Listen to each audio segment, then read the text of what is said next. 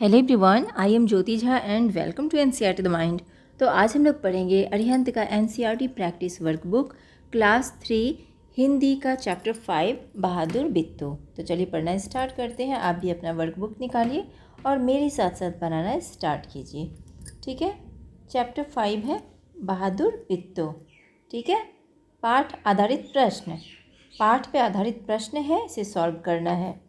प्रश्नों के सही विकल्प पर सही का निशान लगाइए। किसान की बीवी का क्या नाम था? संतो, बंतो, बिट्टो या कुंती? तो बिट्टो नाम था, टिक लगा देंगे। शेर ने किसान से क्या मांगा था? घोड़ा, गाय, बैल या बकरी? तो बैल मांगा था, टिक लगा देंगे। किसान ने घर जाकर शेर के लिए क्या लाने की बात की? गाय, बैल, कुत्ता या बकरी? तो गाय लाने की बात की। ठीक है, टिक लगा देंगे। शेर के पास जाने के लिए बिट्टू ने सिर पर क्या बांधा? तौलिया, रुमाल, पगड़ या चुन्नी? पगड़ बांधा, टिक लगाएंगे। शेर ने बिट्टू को क्या समझ लिया? देवी, राक्षसी, भूतनी या औरत? राक्षसी समझ लिया, टिक लगा देंगे। ठीक है, इसके बाद है रिक्त स्थान भरिए। ठीक है, शेर से छुटकारा पाने के लिए बिट्टू को एक तरकीब सूझी। बिट्टू के कहने पर किसान डरता डरता शेर के पास गया।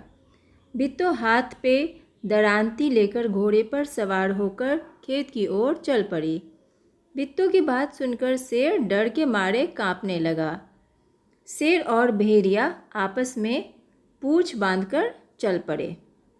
सही कथन के सामने सही तथा गलत कथन के सामने गलत का निशान लगाइए। किसान ने अपना बैल शेर को नहीं दिया, सही। किसान की बात सुनकर बिट्टू बड़ी प्रसन्न हुई, गलत। किसान बहुत बहादुर था, गलत। शेर बिट्टू को देखकर डर गया था, सही। निम्नलिखित प्रश्नों के उत्तर दीजिए। बिट्टू कौन थी? बिट्टू किसान की पत्नी थी। शेर ने किसान के सामने क्या शर्त रखी? शेर ने किसान के सामने शर्त रखी कि वह अपना बैल उसे दे दे, वरना शेर उसे खा जाएगा। किसान अपने बैल को क्यों नहीं खोना चाहता था? क्योंकि वह बैल उसका सबसे अच्छा दोस्त था और खेती के काम में उसकी मदद करता था। किसान के बच्चे किस चीज़ के साथ रोटी खाते थे? किसान के बच्चे दूध और लस्सी के साथ रोटी खाते थे। बिट्टू ने किसान को क्या समझाकर शेर के पास भेजा? बिट्टू ने किसान को यह समझाकर शेर के पास भेजा कि वह बिट्टू शेर के लिए एक घोड़ा लेकर आ रही है। शेर से उसकी उदासी का कारण किसने पूछा? शेर से उसकी उदासी का कारण किसी ने नहीं पूछा। कहानी में शेर उदास नहीं है, बल्कि वह किसान से उसका बैल लेने गया है। ठीक है, इस तरह से बना लेंगे। और भी है, शेर ने अपनी उदासी का क्या कारण बताया? तो शेर ने अपनी उदासी का कारण यह बताया कि उसे एक बहुत ही चालाक और बहादुर औरत बिट्टू मिली, जिससे वह मुश्किल से अपनी जान बचाकर भागा था। भेड़िए की बात सुनकर शेर कहाँ जाने के लिए तैयार हो गया? तो भेड़िए की बात सुनकर शेर जंगल से बाहर जाने के लिए तैयार हो गया। शेर और भेड़िए को एक साथ देखकर किसान की क्या दशा हुई? तो जब क्या लिखेंगे कि जब किसान शेर और भेड़िए को एक साथ देखता, जब किसान शेर और भेड़िए को एक साथ देखता है तो वह डर जाता है।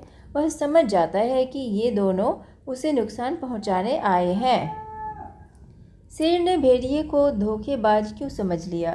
तो शेर ने भेड़िए को धोखेबाज इसलिए समझ लिया क्योंकि भेड़िए ने शेर को धोखा देने की कोशिश की थी। दोबारा शेर के भागने पर किसान और बिट्टू क्यों निश्चिंत हो गए? तो किसान और बिट्टू निश्चिंत हो गए क्योंकि बिट्टू की चतुराई और बहादुरी के कारण शेर डर गया था। ठीक है, निम्नलिखित शब्द किस किस के चरित्र के लिए उचित है? पाठ के आधार पर सही चुनाव करके लिखिए। ठीक है, तो यहाँ पर दिया हुआ है इसमें, किसान कैसा था? डरपोक। गाय मरियल थी। शेर बेवकूफ़ था। भेड़िया कायर था। बिट्टू बहादुर थी। निम्नलिखित गद्यांश को पढ़कर पूछे गए प्रश्नों के उत्तर लिखिए। किसान की बातें सुनकर बिट्टू को बहुत गुस्सा आया। उसने किसान को खूब फटकारा। घर की गाय शेर को खिलाते तुम्हें शर्म नहीं आती? अगर गाय चली गई तो घर में न दूध न लस्सी, बच्चे रोटी किस चीज़ के साथ खाएंगे? बिट्टू को एक तरकीब सूझी। उसने कहा, तुम फौरन खेत में जाकर शेर से कहो कि मेरी बिट्टू तुम्हारे खाने के लिए एक घोड़ा लेकर आ रही है। ठीक है, ये गद्यांश है। अब प्रश्न बनाएंगे, प्रश्न का उत्तर लिखेंगे। गद्यांश में कौन किसे फटकार रहा है और क्यों? तो बिट्टू ने किसान को फटकारा क्योंकि उसने घर की गाय शेर को खिला दी। बिट्टू के अनुसार किसे शर्म नहीं आनी चाहिए थी? तो किसान को शर्म बिट्टू के अनुसार किसे शर्म आनी चाहिए थी? तो किसान को शर्म आनी चाहिए थी। ठीक है, अगर गाय चली जाती तो क्या हो जाता? तो घर में ना दूध होता और ना लस्सी। बिट्टू शेर के खाने के लिए क्या लेकर आ रही थी? बिट्टू शेर के खाने के लिए एक घोड़ा लेकर आ रही थी। रिक्त स्थान भरिए। किसान शेर को अपनी गाय सौंपने के लिए तैयार था। नीचे दिए गए शब्दों के पर्यायवाची यानी कि समान अर्थ वाले शब्द लिखिए। फौरन, फौरन का पर्यायवाची होगा शीघ्र, गाय का गौ। भाषा आधारित प्रश्न। संज्ञा के स्थान पर प्रयुक्त किए जाने वाले शब्द को सर्वनाम कहते हैं, जैसे वह, मैं, तुम, आप, वहाँ, यहाँ इत्यादि। निम्नलिखित गद्यांश में से सर्वनाम शब्द छांटकर लिखिए। वह तो बिट्टू थी जिसे आपने राक्षसी समझ लिया था। आप इस बार कोशिश करके देखिए। अगर बैल आपके हाथ ना आए तो मेरा नाम भेड़िया नहीं। ठीक है, तो इसमें देखिए सर्वनाम शब्द छांटना है। क्या क्या होगा? वह, जिसे, आपने, आप, इस, आपके, मेरा, ये सब सर्वनाम शब्द है, इसे लिख देंगे। नीचे दिए गए शब्दों के लिंग बदलिए। गाय का लिंग बदलेंगे, क्या होगा? बैल। शेर का शेरनी, घोड़ा का घोड़ी। पाठ में से छांटकर जौ और जौ वाले दो दो शब्द लिखिए। जौ का होगा जवाब, महाराज, और जौ का होगा रोज़, तेज़ी। ठीक है, यहाँ पर बिंदा जो दे देते हैं ना जौ में, तो ये इसका जो है ना वो ये बदल जाता है, लय बदल जाता है। ठीक है, उसके बाद है यहाँ पर नीचे दिए गए शब्दों को उनके अर्थ से मिलाइए। ठीक है, स्तंभ औ स्तंभ बौ है। राक्षसी, तो राक्षसी का क्या होगा? राक्षस की पत्नी, उसे बोलते हैं हम राक्षसी। इसके साथ मैच करेंगे। पगड़ का पगड़ी, और तरकीब का होगा उपाय।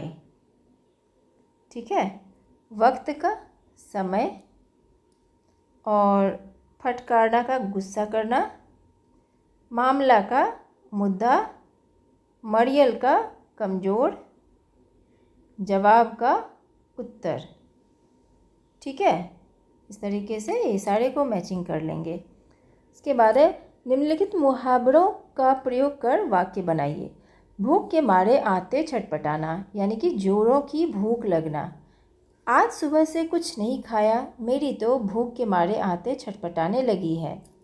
पाला पड़ना, यानी कि सामना करना। हमें इस समस्या से पाला पड़ गया है। हमें इस समस्या से पाला पड़ गया है। अब हमें इसका समाधान ढूंढना होगा। ठीक है, होश हवास गुम होना, यानी कि घबरा जाना। इसका वाक्य बनाएंगे कि चोरों को देखकर उसके होश हवास गुम हो गए। ठीक है, वह फौरन वहाँ से भागा। तो भेड़िया बहुत चीखा चिल्लाया, लेकिन शेर ने एक ना सुनी। फौरन शब्द का इस्तेमाल करते हुए दो वाक्य बनाइए। ठीक है, तो जैसे दो वाक्य बनाएंगे। डॉक्टर को फ़ौरन बुलाओ, मेरी तबीयत ठीक नहीं है।